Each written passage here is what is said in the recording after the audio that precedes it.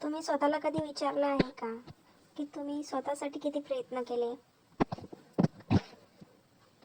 स्मिता एका साध्या गावातील मुलगी. घर सांभाळणं, सासरच्या जबाबदाऱ्या आणि स्वतःची स्वप्ने हळूहळू हरवत गेली.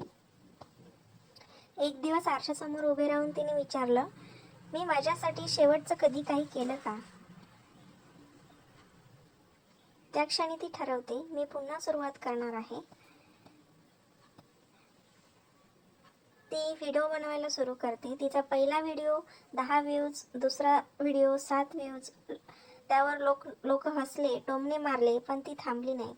दररोज थोडं सुधारली, थोडं शिकली, व्हॉइस सुधारली, एडिटिंग शिकली, कॉन्फिडन्स वाढवला.